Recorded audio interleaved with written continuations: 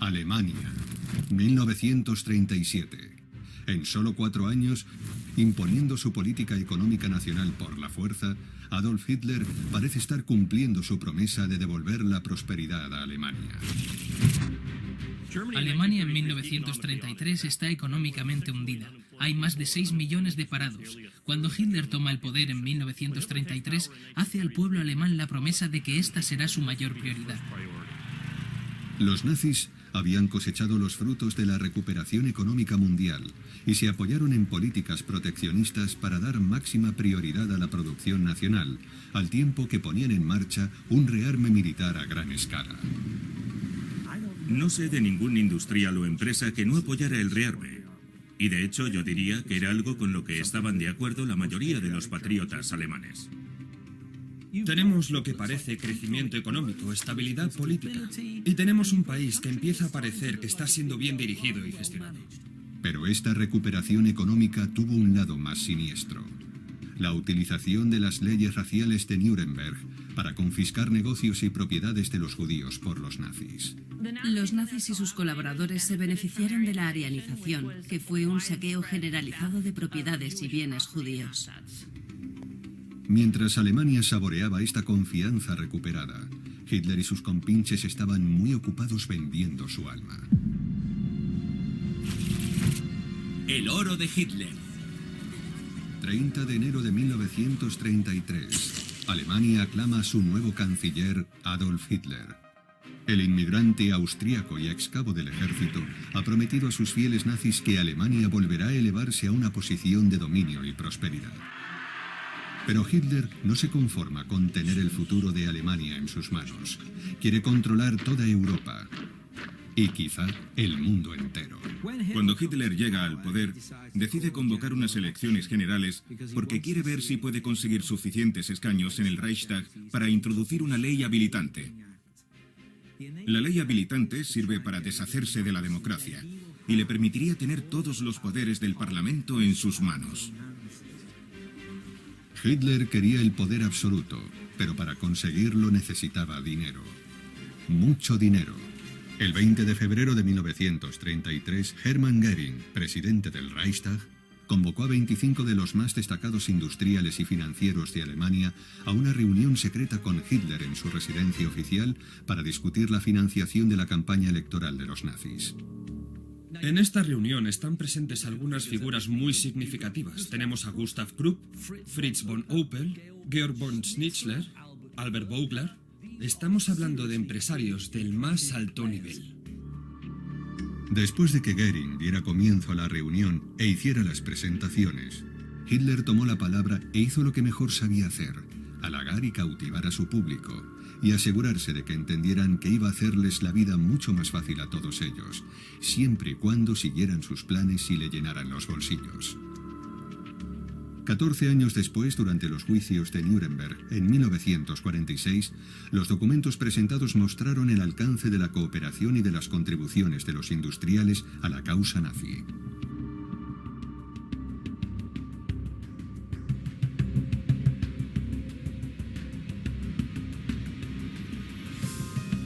Las cantidades aportadas por los participantes en la reunión del 20 de febrero de 1933 en la casa de Göring fueron pagadas a los banqueros Compañía Delbrecht Schickle a una cuenta llamada Fideicomiso Nacional.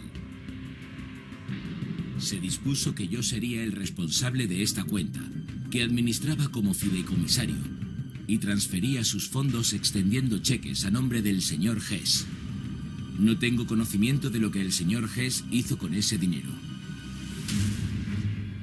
Con los millones de marcos alemanes transferidos por Schatt al lugarteniente del Führer, Rudolf Hess, el NSDAP pudo embarcarse en la campaña para las elecciones generales, confiando en la victoria que les daría los escaños necesarios para asumir el poder absoluto.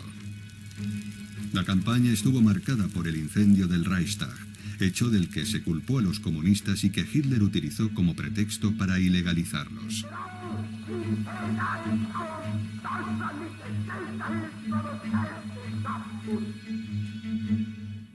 En las elecciones del 5 de marzo, los nazis aumentaron su porcentaje de votos, pero no alcanzaron la mayoría absoluta que buscaban.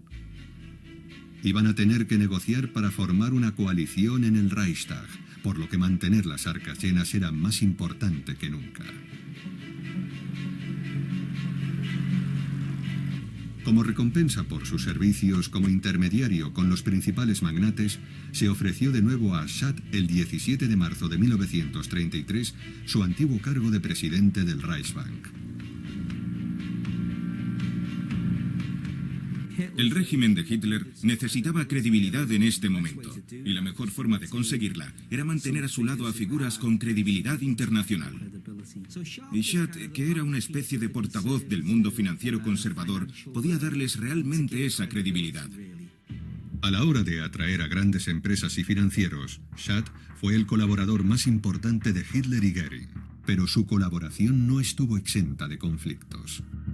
El 1 de abril de 1933, las tensiones entre ellos estallaron cuando Hitler declaró un boicot nacional a los negocios judíos y envió a sus matones de camisas pardas para intimidar y atacar las tiendas y grandes almacenes de propiedad judía. Schadt reconoció inmediatamente la estupidez de tal movimiento.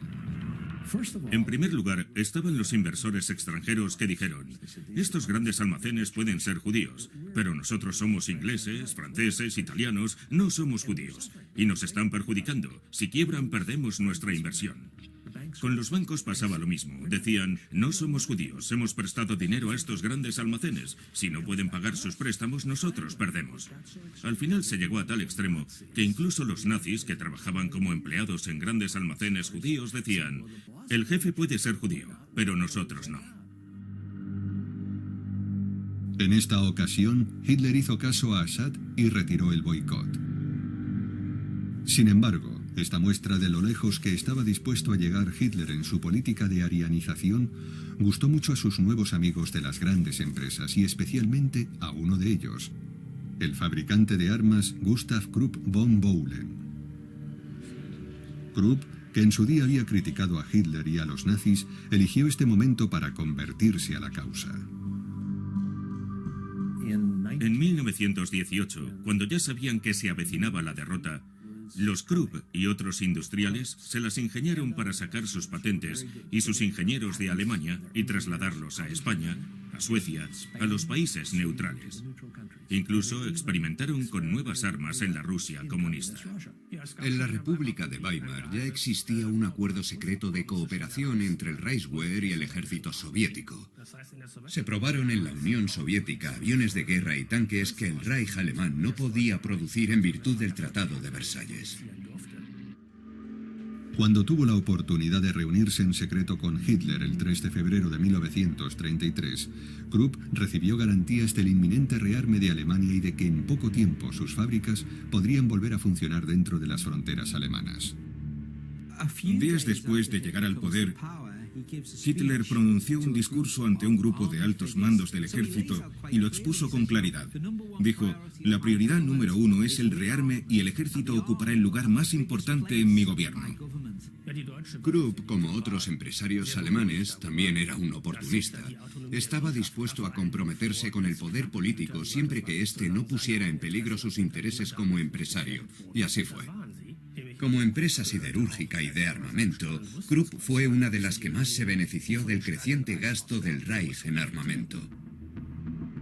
Gustav Krupp ya había donado 1 millón de marcos a la campaña electoral nazi como muestra de su buena voluntad, pero ahora quería ir más allá.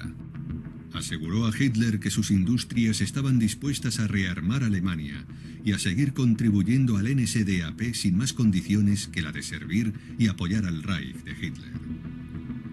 Este fue el comienzo del pacto fáustico entre la élite nazi, las grandes empresas y el ejército alemán que iba a controlar el Tercer Reich hasta su fatídico final.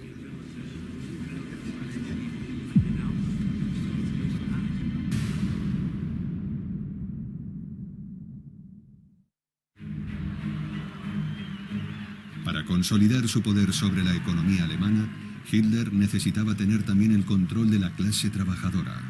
El 1 de mayo de 1933, Hitler declara el Día Nacional del Trabajo, un día festivo con paga. En toda Alemania, los sindicatos organizan manifestaciones masivas para celebrar este día, agradecidos de que el nuevo régimen apoye a sus afiliados. Pero en realidad, Hitler tenía preparado algo muy diferente para ellos. Al día siguiente, las tropas de asalto nazis toman las sedes de los sindicatos en todo el país, deteniendo a sus dirigentes y confiscando todos sus bienes, incluyendo empresas de propiedad exclusiva, bancos, periódicos, tiendas y empresas de servicios. Se confiscaron bienes por valor de más de 180 millones de marcos, lo que la convirtió en una de las operaciones más rentables para el régimen nazi en tiempos de paz. El hombre detrás de esta operación es el nuevo líder sindical, Robert Ley. Ley estableció un nuevo sindicato estatal nazi, el Frente Laboral Alemán o DAF. Los trabajadores alemanes solo podían afiliarse a este sindicato controlado por los nazis. Solo en 1934 las cuotas recaudadas por el DAF supusieron al partido nazi 300 millones de marcos. Pero su principal responsabilidad era tener a los trabajadores bajo el control del Estado. Las pagas de beneficios, reivindicaciones salariales, reducciones de jornada laboral y las huelgas dejaron de ser un problema para los empresarios, ya que Hitler cumplió acabar con los sindicatos. A la vez, los nacionalsocialistas, haciendo uso de su nuevo poder, lanzan un imponente programa de obras públicas e infraestructuras para garantizar el pleno empleo. Hitler se embarca en unos proyectos de obras públicas como parte de esa recuperación económica que ha prometido al pueblo. El más famoso es la Autobahn, que es esta impresionante red de autovías que no tiene precedente en ningún país del mundo. En pocos meses, Alemania estaba irreconocible. Edificios modernos surgen en las ciudades, conectadas por una renovada infraestructura de autopistas y líneas ferroviarias, además de viviendas asequibles para los trabajadores y sus familias. La calidad de vida de los alemanes de a pie había mejorado mucho y el desempleo estaba casi erradicado. Pero como siempre ocurría con los nazis, esta aparente prosperidad económica era una fachada tras la que se ocultaban siniestras actividades. Hitler pensaba en las implicaciones militaristas de todo esto. Tener un sistema de carreteras para transportar mercancías y vehículos iba a ser un factor importante para el bando alemán en la Segunda Guerra Mundial. Hay una conspiración para rearmarse en secreto en contra de los deseos de los aliados y también de las condiciones de la Liga de Naciones, porque Alemania, en los primeros años 30, todavía estaba en la Liga de Naciones. Y también es una condición del Tratado de Versalles. Así que Hitler estaba dispuesto a llegar muy lejos para rearmarse en el más absoluto secreto. Dado que el rearme de Alemania tenía que llevarse a cabo en secreto, los nazis tenían que encontrar la forma de ocultar los costos de tal cometido. Necesitaban una nueva financiación secreta. Una vez más, el fiable Gial Marschat ideó una solución ingeniosa: la creación de los bonos MEFO. MEFO eran las siglas de la Corporación para la Investigación Metalúrgica, una empresa fantasma creada por Schatt para que el gobierno pudiera extender créditos a las empresas alemanas a cambio de obligaciones gubernamentales reembolsables. Como es habitual en este tipo de instrumentos comerciales, se emitían a un plazo de 3 meses. En otras palabras, el Reich suscribía créditos para financiar contratos de armamento. Solo que estos bonos tenían una cláusula de renovación y podían aplazarse hasta 5 años, algo que en realidad no estaba permitido por la ley. Esto permitía al Reich endeudarse, aunque de facto era una deuda a largo plazo que no tenían que declarar en el registro ni en el presupuesto imperial. El capital inicial de MEFO lo aportaron 4 de los mayores fabricantes de armas del país, entre ellos Krupp. Estas empresas no solo iban a construir la maquinaria bélica de Alemania, además serían un agente de importancia hacia el pleno empleo. Con sus altos hornos a plena capacidad y el negocio en auge, Gustav Krupp decidió que era el momento de mostrar a Hitler lo agradecido que estaba por su apoyo. Para ello estableció un fideicomiso llamado el Fondo Adolf Hitler, en el que él y otros magnates de la industria podían donar a los nazis parte de sus beneficios por la campaña de rearme. En un principio, esas donaciones se consideraban voluntarias. Más tarde, Krupp impuso que las donaciones debían ser el 0,5% de los costes salariales totales el año anterior. En su primer año esto supuso una inyección de 30 millones de marcos. Al principio, Hitler decretó que este fideicomiso a su nombre solo sería utilizado para financiar al partido nazi. Cuando Hitler llega al poder, hace una gran jugada cuando dice: estoy completamente limpio en lo económico, voy a renunciar al sueldo de canciller. Puedo vivir de ese fondo del partido nazi que yo mismo he creado y de los derechos de mi libro, Mein Kampf. Max Hamann ya había dejado claro que cada pareja que se casase debía tener un ejemplar de Mein Kampf y costaba bastante dinero, así que de aquello sacó una gran cantidad de dinero. Solía volverse los bolsillos del revés y decir: no llevo dinero, yo no tengo dinero. Tenía una serie de personas importantes como Max Hamann que actuaban como sus administradores personales y utilizaban un mecanismo poco conocido, que es que un fideicomiso puede ser verbal, no tiene que ser necesariamente un documento firmado. Y él tenía fideicomisos verbales con Max Hamann y con su fotógrafo Hoffman, que se encargaba de sus fondos personales. Si Max Hamann, el editor de Hitler, era su mano derecha en sus finanzas privadas, su mano izquierda era su fotógrafo personal, Heinrich Hoffmann. Hoffmann gestionaba la segunda fuente de ingresos más importante de Hitler, sus derechos de imagen. Hitler y Hoffmann cobraban un porcentaje de cada postal, foto autografiada e imagen impresa en un periódico o revista. Durante los años de su gobierno, ambos hombres amasaron una fortuna. El jefe de propaganda nazi, Joseph Goebbels, registró los derechos del nombre de Hitler, así que si una ciudad quería nombrar una plaza o una calle con su nombre, tenía que pagar derechos por hacerlo. A pesar de sus pretensiones de vivir modestamente, Hitler ganaba mucho dinero. Solo en su primer año como canciller declaró a efectos fiscales unos ingresos de 1,2 millones de marcos. Esta sería su primera y última declaración de impuestos en sus 13 años y medio en el poder. En una ocasión, unos serios y cumplidores funcionarios del fisco, funcionarios del gobierno alemán, van a ver a Hitler y le dicen: mi Führer, no conseguimos encontrar sus declaraciones de impuestos. Y Hitler firma de inmediato un decreto autoexculpándose de cualquier posible delito. Lo que sí hay que decir es que Hitler no era un derrochador, no era un amante del lujo. Vestía de una manera muy normal. No gastaba mucho dinero. No vestía ropa de grandes diseñadores. Pero siempre hay excepciones a la regla. En 1935, Gustav Krupp se aparta como presidente del Fondo Adolf Hitler y lo sucede el secretario privado de Hitler, Martin Bormann. Bormann utiliza los ingresos para renovar la residencia de montaña de Hitler en Baviera, donde se construye también su propia casa, convirtiéndolo en una lujosa fortaleza que sería conocida como Berghof. En realidad está usando este dinero para gobernar Alemania de una forma más eficiente. Y esa es la razón de que quiera ampliar Berghof, porque es un centro de gobierno. Así que tiene sentido, y siempre podía decir: esto no lo está pagando el gobierno, no lo están pagando los contribuyentes, lo estoy pagando yo, y todas las donaciones al fondo Adolf Hitler son voluntarias. El 3 de agosto de 1934 fallece el presidente Paul von Hindenburg. El dinero entra a raudales y la popularidad de Hitler está en lo más alto, así que convoca un referéndum para unificar los cargos de presidente y canciller de la República Alemana.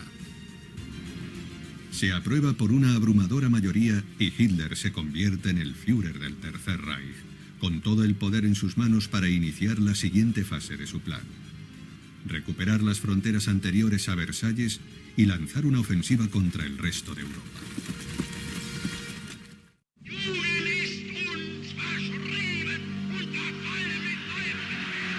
Agosto, 1934. Adolf Hitler es ahora el Führer, el gobernante absoluto de Alemania.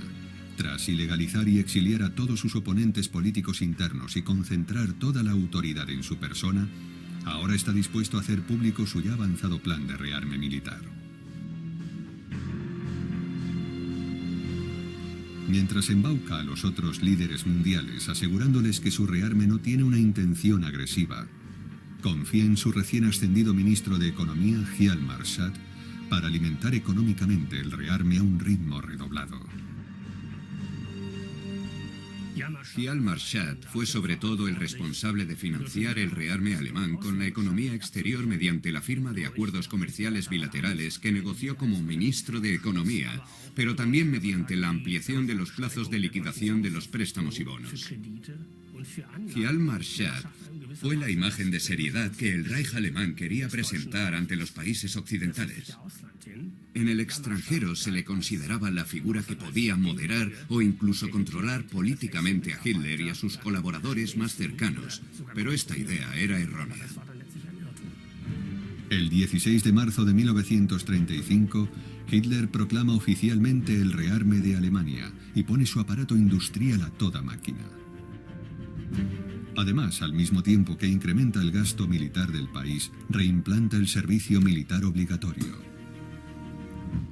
El servicio militar obligatorio redujo el desempleo en Alemania, saca a millones de hombres del mercado de trabajo y los emplea en las Fuerzas Armadas.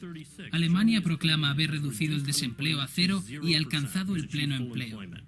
Esto es un gran logro cuando la mayor parte del mundo sigue por encima del 20% y Alemania parece haber resuelto este problema casi de la noche a la mañana. Tenemos lo que parece crecimiento económico, estabilidad política. Y tenemos un país que empieza a parecer que está siendo bien dirigido y administrado. Y no olvidemos que 1936 es el año de los famosos Juegos Olímpicos de Berlín. Esto es una fabulosa campaña de publicidad. Los Juegos Olímpicos de Berlín de agosto de 1936 fueron el escaparate de una Alemania resurgente y la reafirmación de las intenciones pacíficas de los nazis. Cuando se trataba de impresionar, Hitler y su jefe de propaganda, Joseph Goebbels, no reparaban en gastos. Gastaron 16 millones de marcos imperiales y a nivel nacional fueron 30 millones. Además, produjeron una increíble película documental de propaganda llamada Olimpia, de la famosa directora Leni Riefenstahl. Y eso costó alrededor de 7 millones de marcos. Estamos hablando de cifras astronómicas. Esto realmente les funcionó a los nazis. Ahora Hitler podía sacar pecho en el escenario mundial, sabiendo que las llamadas grandes potencias estaban acobardadas por esta nueva demostración de fuerza y supremacía de Alemania. Había rearmado el país contraviniendo directamente el Tratado de Versalles ante la breve y tibia protesta de los aliados occidentales. Había promulgado las infames leyes raciales de Nuremberg y nadie había movido un dedo. Era intocable. Una vez completado con éxito un plan económico de 4 años, Hitler estaba listo para lanzar el siguiente. Pero esta vez, su supervisión estaría a cargo de alguien más cercano al trono de Hitler, Hermann Göring. El plan cuatrienal fue redactado por Göring en 1936 por encargo de Hitler. Este plan consistía en convertir la economía alemana en una economía de guerra en un plazo de 4 años, reduciendo las importaciones de materias primas, invirtiendo en sectores económicos como la producción de combustible, con lo que el Reich se hacía más independiente del exterior. El objetivo era sobre todo concentrar las materias primas escasas, como el acero, en los sectores más importantes para el armamento. Con los vínculos de Göring con la alta sociedad y la clase dirigente, esta era una forma de reforzar los lazos entre el partido nazi y una compañía alemana muy influyente, el gigantesco conglomerado químico IG Farben. En la década de 1920, IG Farben está en el puesto 450, más o menos, de las empresas más ricas del mundo. En 1942 es la tercera empresa más rica del mundo. ¿Cómo sucedió esto? Como esta empresa, que era una empresa química, llegó a ser un gigante monopolista tan dominante en la Alemania nazi. Cuando el gobierno nazi impulsó la producción de combustibles sintéticos a partir de 1934, IG Farben, que era su mayor fabricante, se benefició considerablemente. Desde este punto de vista, IG Farben pudo beneficiarse del cambio de rumbo hacia una política de autosuficiencia, hacia una política de armamento, también como conglomerado. Era una empresa química, pero además fabricaba caucho sintético, aceites sintéticos y más adelante también un pesticida llamado Ciclón B. El Ciclón B iba a jugar un papel muy significativo y siniestro en el horror de la solución final. La relación entre IG Farben y los nazis se remontaba cuando hicieron contribuciones económicas a las campañas electorales nazis. Algunos de sus ejecutivos más importantes eran miembros del partido. En la reunión secreta entre Hitler y los principales industriales alemanes el 20 de febrero de 1933, el cártel químico estuvo representado por un importante miembro del Consejo, Georg von Schnittler. Tras aquella reunión, IG Farben se convirtió en uno de los principales donantes del partido nazi. Dan unas donaciones muy cuantiosas al fondo Adolf Hitler, pero también hay un quid pro quo, porque IG Farben no solo apoya a Hitler desde la barrera, insiste en que sus directores tengan una visión nacional socialista. Y de hecho les da cursos de formación dentro de sus programas de formación. Así que hablamos de una compañía que no juega simplemente un papel marginal. Es una compañía que realmente se involucra con el régimen de Hitler.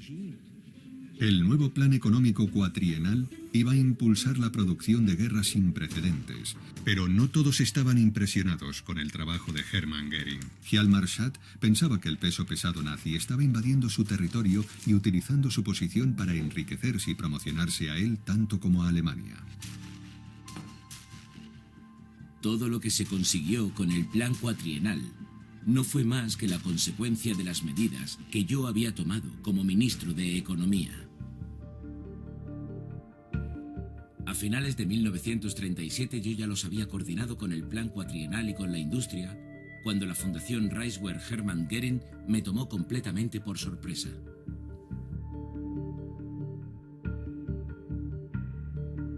Göring no había dejado de explotar el plan cuatrienal en su beneficio personal.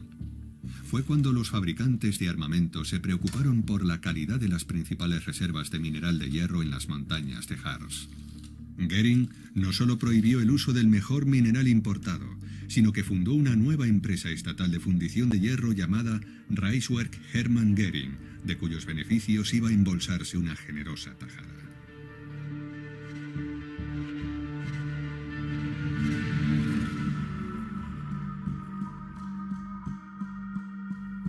Aunque varios industriales alemanes estaban preocupados por la megalomanía y la corrupción de Göring, uno que no lo estaba y que se estaba beneficiando aún más era el magnate del carbón y el acero Friedrich Flick.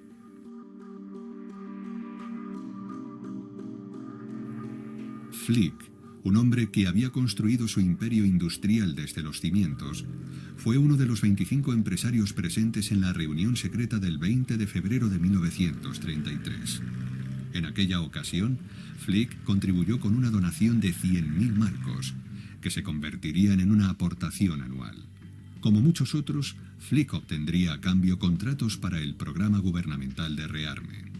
Pero iba a involucrarse más con el régimen nazi cuando su representante, Otto Steinbrink, le presentó al Reichsführer de las SS, Heinrich Himmler.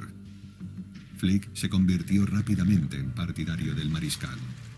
En este círculo de amistades del Reichsführer de las SS estaban representados empresarios alemanes como miembros de consejos de administración de empresas alemanas.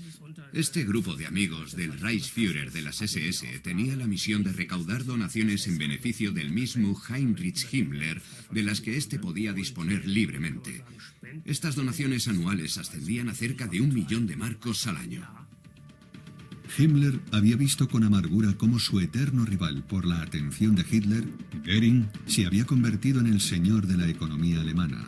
Pero irónicamente, cuando Göring se convirtió en el responsable del nuevo plan cuatrienal, se encontró con que necesitaba la Organización Nacional de las SS para gestionarlo. Las SS también necesitaban relacionarse con financieros como Friedrich Flick, quien suministraría toneladas de carbón para operar los altos hornos de la Reichswerk Hermann Göring. Una víctima de la nueva cooperación entre Himmler y Göring en la coordinación de la economía alemana fue Hjalmar Schacht. Schacht se había enfrentado con Göring al transmitir a Hitler sus dudas sobre la gestión económica de Göring. Ahora, con Himmler en su bando, Göring pudo desplazar fácilmente a Schacht, a quien como consuelo se le permitió seguir siendo presidente del Reichsbank, por el momento. No creo que Hitler fuera un buen gestor. Creo que su sistema era dar a 4 personas el mismo trabajo y dejar que se pelearan por hacerlo.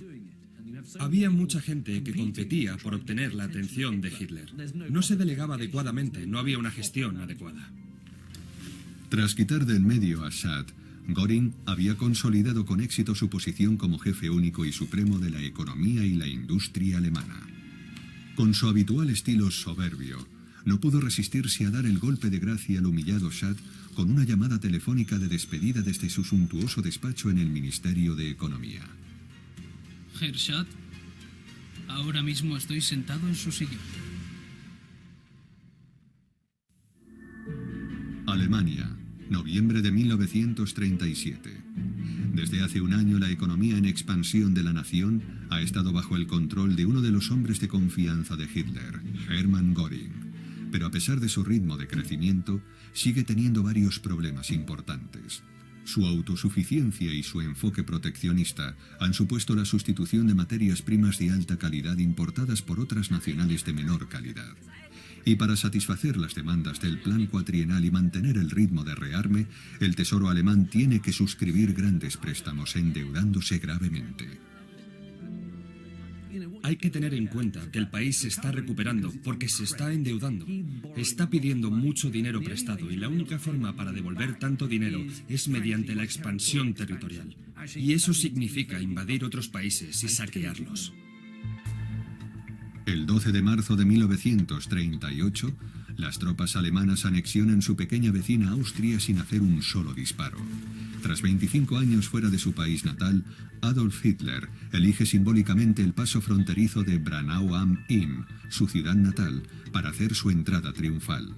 Miles de austríacos entusiastas dan la bienvenida a su hijo favorito. Los nazis fueron recibidos con los brazos abiertos en muchas partes de Austria, no solo en la ciudad natal de Hitler, sino también en Viena. Los nazis fueron recibidos muy calurosamente en muchos lugares. Aunque ahora digan, nosotros fuimos la primera víctima del nazismo. Por muy satisfactorio que fuera para Hitler unificar su país natal con su nación adoptiva, la anexión iba a ser enormemente ventajosa para la economía alemana y para Hermann Göring en particular. Por una parte, el Reich alemán absorbió las reservas de oro y divisas de Austria. En segundo lugar, se benefició de las reservas de mano de obra de la economía austríaca. Al mismo tiempo que extendía sus fronteras y despojaba de sus activos a los países vecinos, el Reich nazi también extendía sus políticas de arianización, lo que le permitía apropiarse de más negocios y ahorros judíos.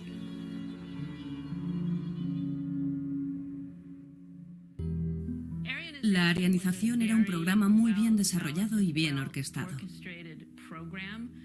Adolf Eichmann había desarrollado una estrategia muy eficiente para despojar de todo a los judíos que querían irse. Primero de Austria y en segundo lugar de Alemania.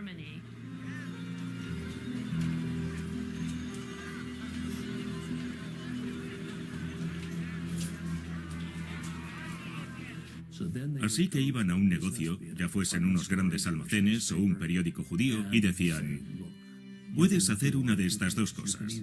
Puedes vendernos todo por 1/10 parte de su valor, pero te daremos el dinero y te daremos un billete a Francia y podrás seguir con tu estilo de vida. O te vamos a encerrar en un campo de concentración. Tú decides. En Alemania fue un proceso bastante largo que comenzó a partir de 1933 y se fue intensificando en los siguientes años. Pero en Austria todo fue muy rápido después del Anschluss en 1938. En pocos meses se habían incautado las empresas en una arianización salvaje y luego la Oficina de Transferencia de Propiedades continuó el trabajo.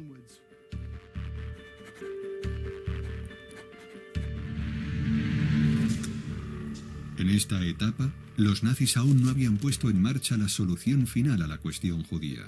Para unos pocos afortunados, todavía era posible escapar del Reich alemán, siempre y cuando aceptaran entregar todas sus posesiones al Estado alemán. La familia sobre la que escribí, los Hammersbach, vi sus documentos de arianización y es realmente desgarrador, porque todo, desde Por ejemplo, un anillo de esmeralda roto, hasta su piano. Todo estaba en esa lista. Y no te permitían abandonar el país a menos que lo entregaras absolutamente todo. Los nazis se beneficiaron de la emigración de los judíos aplicándoles una tasa de salida que equivalía a un 25% de sus bienes en el momento de la emigración. Y aún más cuando transferían divisas. Esto estaba sujeto a un recargo de hasta un 80% de todo lo que intentasen transferir. A medida que aumentaba la presión de la arianización entre 1935 y 1938, no era raro que los judíos vendieran sus negocios a arios en los que pensaban que podían confiar para que los gestionasen hasta que les permitieran regresar. Así que muchos de los judíos que tenían negocios en esta época pensaron que esto de los nazis podía ser como una fase pasajera. De acuerdo. Vamos a cumplir con las normas de arianización. Y sobre el papel, voy a pasarle mi negocio a mi gerente ario con la esperanza de que me lo devuelva cuando regrese de donde sea. Por desgracia, una vez que se había firmado el traspaso, estaban completamente a merced de aquellos socios y no había nada que pudieran hacer si los expulsaban.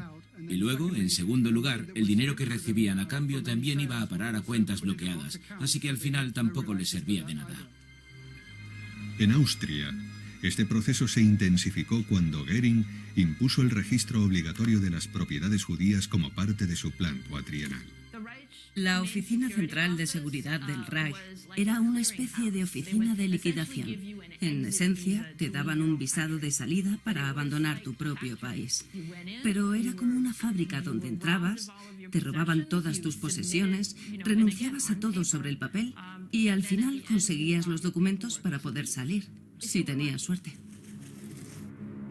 El partido nazi controló el proceso de arianización cuidadosamente. Por ejemplo, los administradores económicos de las regiones tenían el poder de decidir quién se quedaba con una determinada propiedad a través del proceso de arianización.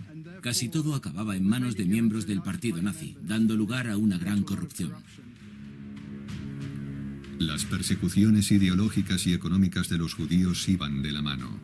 El 9 de noviembre de 1938, incitados por la propaganda antisemita de Goebbels, grupos de las SA, con la ayuda de civiles, llevaron a cabo el mayor y más violento de sus pogromos contra los judíos.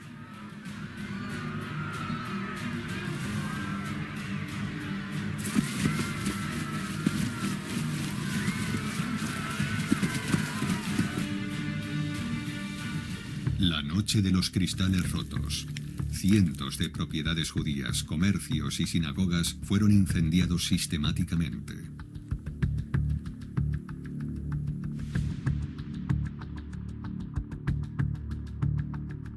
Muchos de los comercios destruidos estaban asegurados por arios que habían alquilado locales de su propiedad a los judíos. Y ahora esos arios reclamaban su dinero poniendo a algunas compañías de seguros alemanas al borde de la quiebra. Goering estaba furioso con Goebbels. En una reunión le dijo, ¿no podrías haber matado a unos cuantos judíos en lugar de romper los escaparates que luego tenemos que repararlos con cristal belga importado? Goering ideó una solución muy simple. Hizo responsables a los judíos de la violencia y les exigió el pago de 1.000 millones de marcos a través de impuestos directos adicionales a modo de reparación. Aplicaron un impuesto sobre la riqueza a todos los judíos, que debían pagar a lo largo de 18 meses en 5 plazos. Así se apropiaron de un 25% de todo el capital judío, más de 1.000 millones de marcos imperiales. Y se justificó como un impuesto punitivo. Los judíos no habían sido los responsables, fueron las víctimas.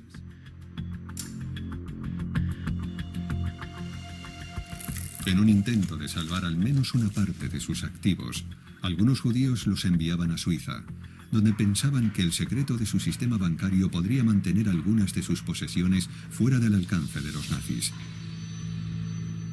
Lo que llegó a ser realmente obsceno es que la Gestapo enviaba a sus agentes a Suiza, con unos poderes notariales, a menudo obtenidos por la fuerza, de alguien que habían enviado a un campo de concentración.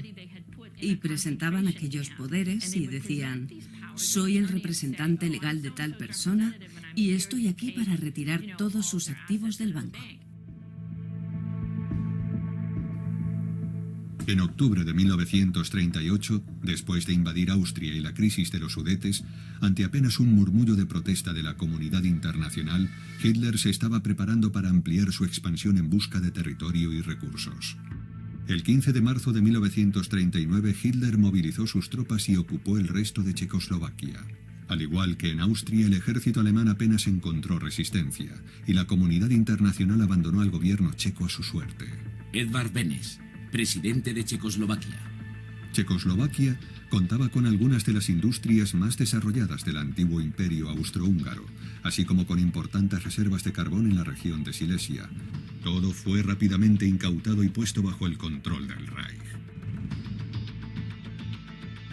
Las avanzadas industrias aeronáutica, armamentística y automovilística de Checoslovaquia habían permitido a este país tener uno de los ejércitos mejor equipados del periodo de entreguerras. Y dado que no hubo resistencia, los alemanes pudieron confiscar una gran cantidad de equipo militar, suficiente para armar a 30 divisiones, la mitad del ejército alemán. Pero hubo algo de lo que el Reich no pudo apoderarse de inmediato: las considerables reservas de oro checas. El Banco de Pagos Internacionales es un banco que se creó después de la Primera Guerra Mundial para recaudar los pagos de reparación alemanes, de modo que todos los países que habían estado involucrados en la guerra tenían cuentas allí. En 1939, el gobernador del Banco de Inglaterra, Montague Norman, era un buen amigo de su homólogo del Reichsbank, Hjalmar Schacht. Cuando pocos días después de la transferencia de las reservas de oro checas al Banco de Inglaterra, Schacht pidió a Norman que entregara las reservas de oro checas al BPI y que las transfiriera al Reichsbank. Norman aceptó de buen grado. Ninguno de los otros socios del Banco de Pagos Internacionales se atrevió a protestar. Los deseos de Hitler eran órdenes. Norman era simpatizante de los nazis y no lo protegió. Y esta fue una de las formas en que utilizaron un banco que había sido creado con el fin de cobrar las reparaciones de los alemanes después de la Primera Guerra Mundial. Lo usaron como parte de su vasta red de lavado de dinero. Hay que reconocer que fue brillante lo que hicieron. Brillante, pero totalmente ilegal y corrupto. Para el verano de 1939, Adolf Hitler era el gobernante absoluto de un Reich que se estaba expandiendo sin oposición por toda Europa. Lo había conseguido con la ayuda y la complicidad de su círculo íntimo de industriales y financieros sin escrúpulos y del creciente poderío del ejército alemán. No es que Hitler estuviera controlado por el ejército o las grandes empresas. Él siempre es un agente libre en ese cártel. Aunque, por supuesto, tienen un enorme peso que en ciertos momentos influye en sus políticas. Pero no controlan sus políticas. Hitler no es un títere del ejército, ni es un títere de las grandes empresas, sino que todos son socios. Pero a pesar del voraz crecimiento de su economía, el déficit financiero y comercial del Reich alemán se había disparado hasta niveles inimaginables. Para alimentar al monstruo que había creado, Hitler iba a tener que extender mucho más allá las fronteras de Alemania y robar mucho más.